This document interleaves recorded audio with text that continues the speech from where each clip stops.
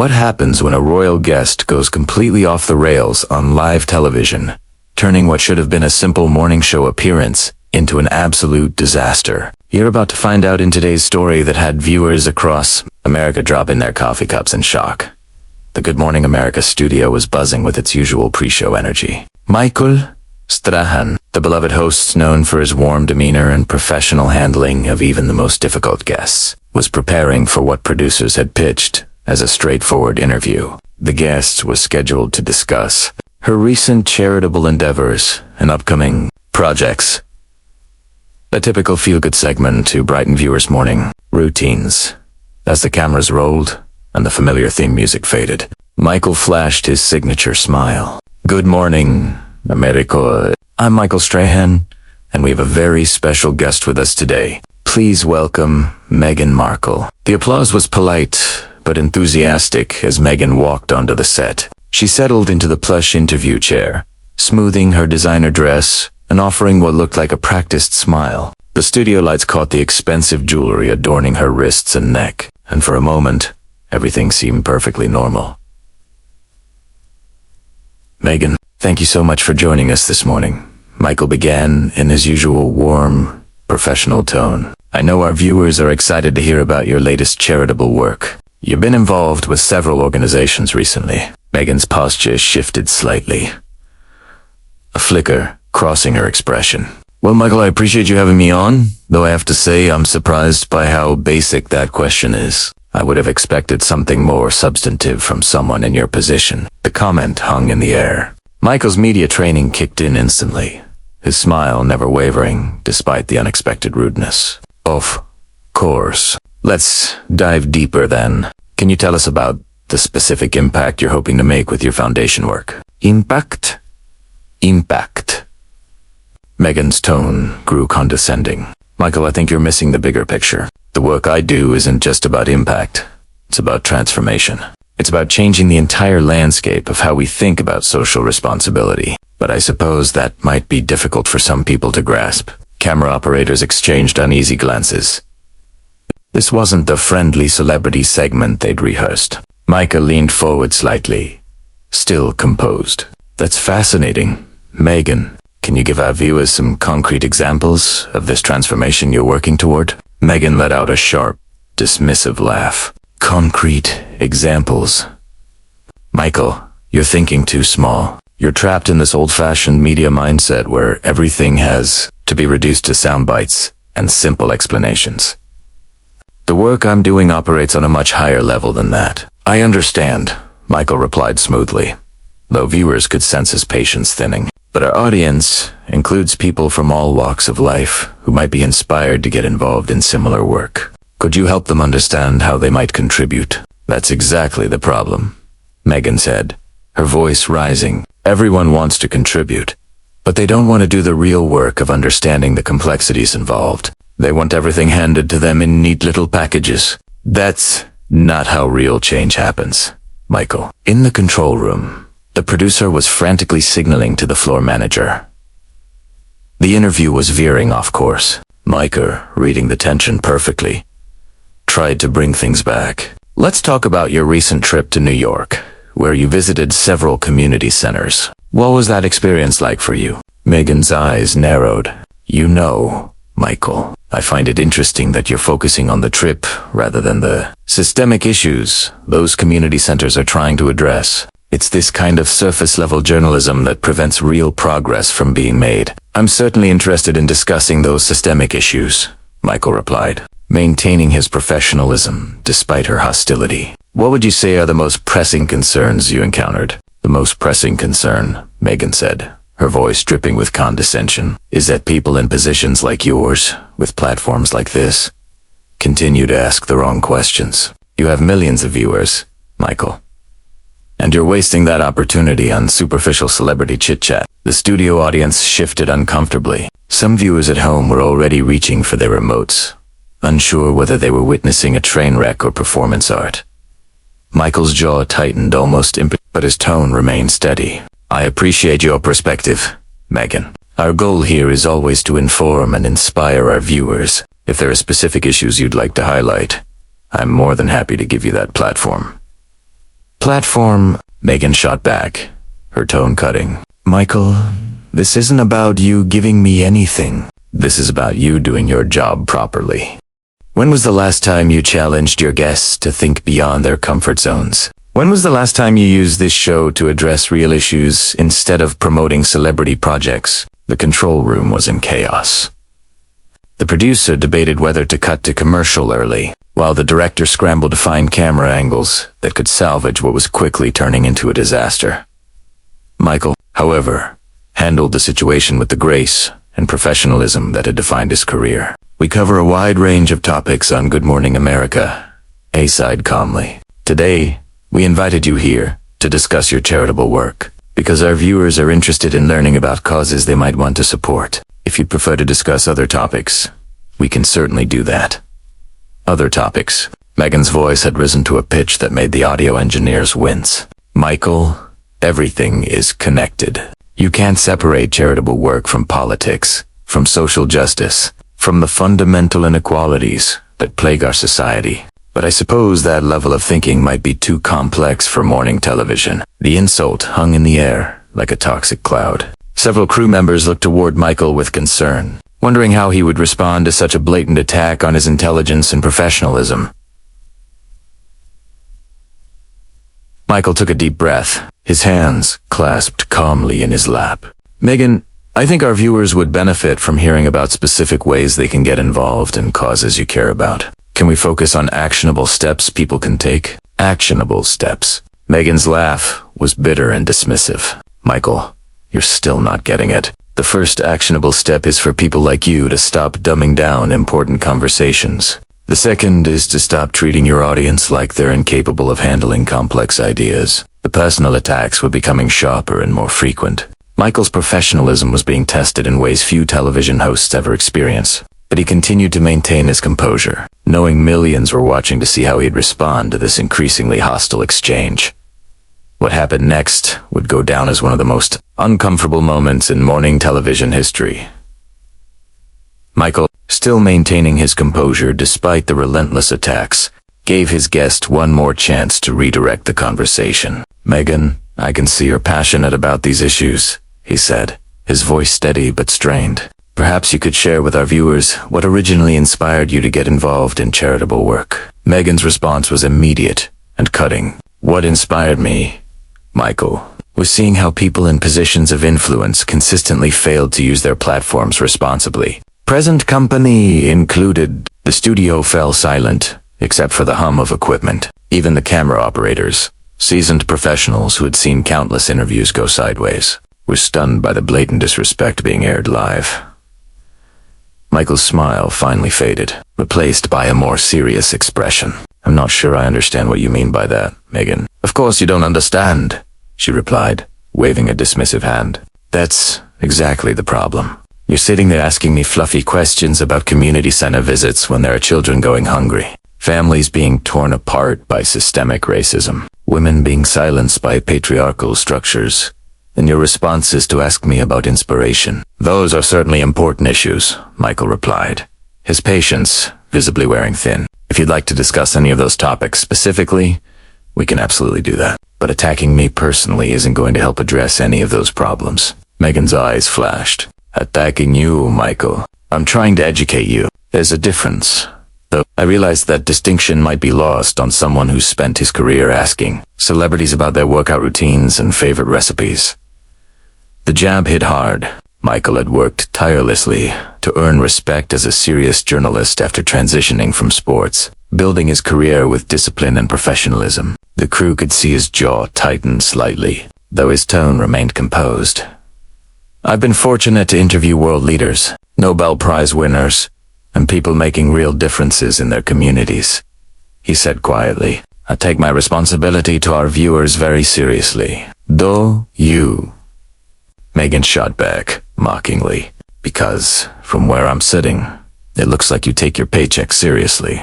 There's a difference between responsibility and just showing up to collect a salary. The control room was in complete turmoil. The producer was frantically deciding whether to cut to commercial, while network executives, now aware of the live disaster unfolding, were making urgent phone calls.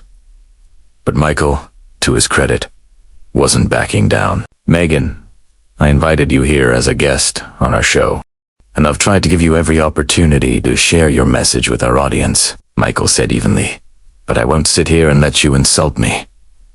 Our show or our viewers? Your viewers. Meghan's laugh was sharp and contemptuous. Michael, your viewers are part of the problem. They're content to sit in their living rooms, sipping their coffee, feeling good about themselves for watching a segment about charity work.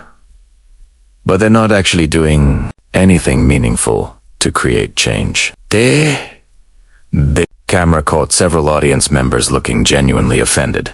These were real people who had taken time out of their morning to attend a taping, and now they were being insulted by the very guest they'd come to see. Michael's protective instincts kicked in. I think you're underestimating our audience, Meghan. The people watching this show are teachers, nurses, parents, small business owners, people who work hard every day to support their families and contribute to their communities. Contribute. Meghan's voice rose again. Michael, showing up to work and paying taxes isn't contribution. It's basic functioning. Real contribution requires sacrifice. It requires challenging the status quo, making people uncomfortable. But I suppose that's too much to ask from people who get their news from morning television. The insults were no longer limited to Michael. They were now aimed at millions of viewers watching from home. Social media was already erupting with outrage, as people expressed disbelief over what they were witnessing live. Michael leaned forward slightly, his professional mask beginning to slip. Meghan, I think you need to be very careful about how you characterize the people watching this program. Careful. Say, shut back. Michael, careful, is exactly the problem. Everyone's so worried about being careful about not offending anyone, about maintaining the comfortable status quo. Meanwhile, real issues go unaddressed because people like you are too careful to ask the hard questions. What hard questions would you like me to ask? Michael's voice had an edge to it now, one that hadn't been there before.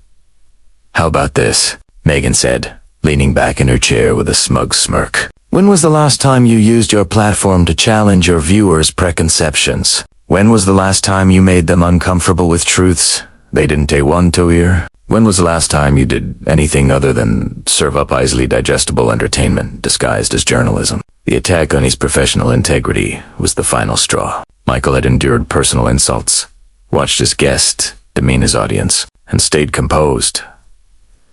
But questioning his journalistic credibility struck at the core of who he was.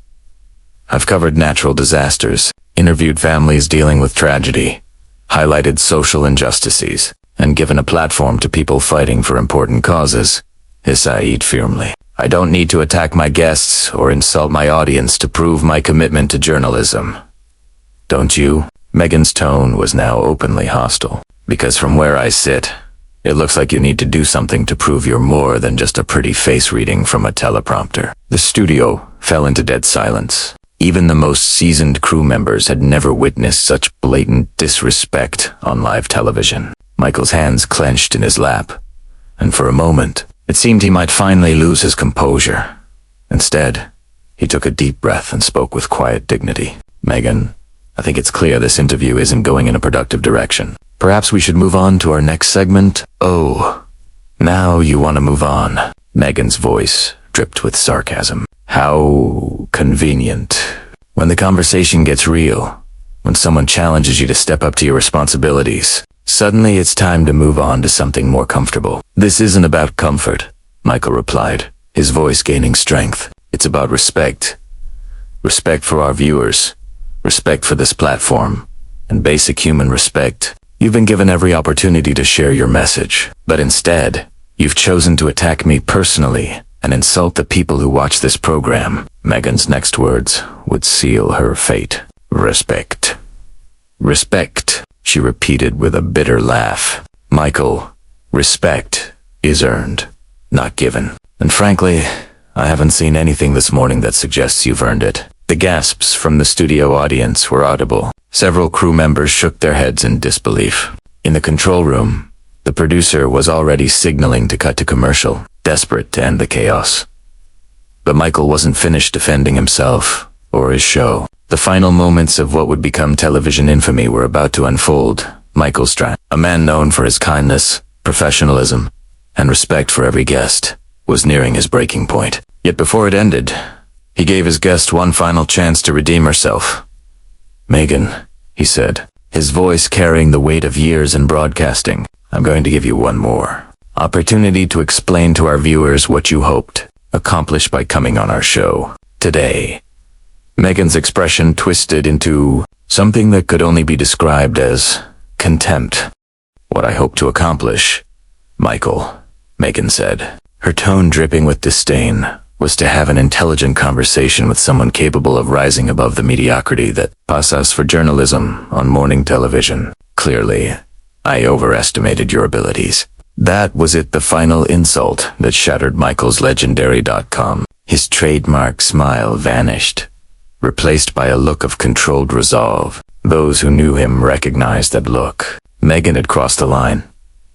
"You know what, Meghan?" he said quietly, his voice even but charged with authority. "I've been in this business a long time. I've interviewed presidents, world leaders, Nobel Prize winners, and ordinary people doing extraordinary things. And in all that time, I've never met a guest more interested in tearing others down than in building anything up." Meghan's eyes flickered, just for a moment, as if she realized she might have gone too far. "Excuse me?" "You heard me," Michael continued, his voice gaining power. "You came here to talk about charitable work, about helping people, about making a difference. But instead, you've spent the entire interview attacking me, insulting our viewers, and proving exactly why so many people tune out when arrogance disguises itself as activism." The room felt electric. Crew members stopped moving, watching as one of the most respected hosts in television finally pushed back. "How dare you speak to me like that?" Meghan snapped. "Do you have any idea who I am?" "I know exactly who you are," Michael said without hesitation. "You're someone who thinks your title gives you permission to treat people poorly. Someone who believes condescension equals intelligence. And someone who's forgotten that respect is a two-way street." "I don't have to listen to this," Meghan said, unclipping her microphone. "Actually, you do," Michael said firmly. "You agreed to be here. The least you can do is show courtesy to the people who welcomed you into their homes this morning." Meghan stood abruptly, her chair scraping backward. "This is ridiculous. I came here for a serious conversation about real issues, not to be lectured by someone who wouldn't recognize real journalism if it hit him in the face." Michael rose to his feet as well, no longer hiding his frustration. "Real journalism, Meghan, is about listening, respecting, and understanding. It's not about talking down to your host, insulting your audience, or acting like you're above everyone else." "You don't know what you're talking about," Meghan snapped, her voice rising. "I know exactly what I'm talking about," Michael said evenly. "I've had tough, passionate guests who challenge the world without demeaning people in the process. That's what our viewers deserve: a respectful, meaningful conversation, not arrogance dressed up as truth." Meghan's composure finally cracked. "Your viewers don't deserve anything," she spat. "They sit at home living their small, insignificant lives, pretending watching morning television makes them informed. They need to be challenged, to be made uncomfortable, to face reality." "Stop," Michael cut in sharply. His voice sliced through her tirade like a blade. "You don't get to come on this show and insult the teachers shaping our kids, the healthcare workers saving lives, the parents doing their best every day. These people are the backbone of this country. You owe them respect." The emotion in his voice silenced the room. This was no longer about Television 8, it was about principle. "I never said yes."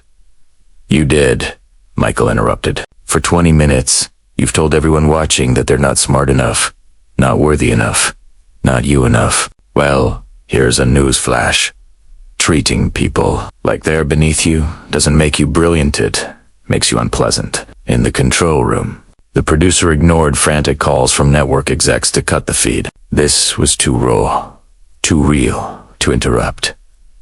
Meghan's mask of confidence finally slipped. "You have no right to speak to me this way," she said, trembling with fury. "I am a member of the royal family, and I'm a person doing my job," Michael replied. Your title doesn't give you the right to be cruel. It doesn't excuse your behavior. And it certainly doesn't impress me or our viewers. This is unacceptable.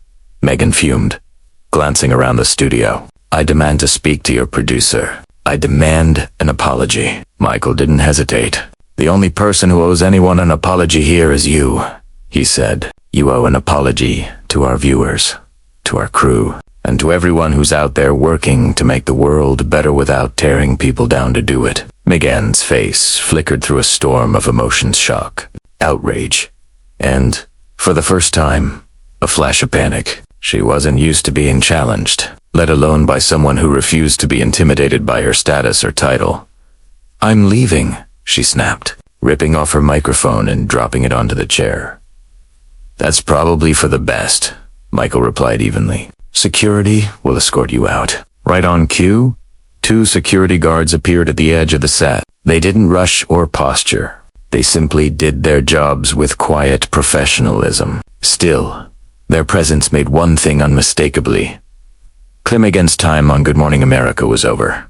This isn't over. Se warned, pointing a trembling finger at Michael as she was led away. Yeah, it is, he said softly, watching her disappear off stage.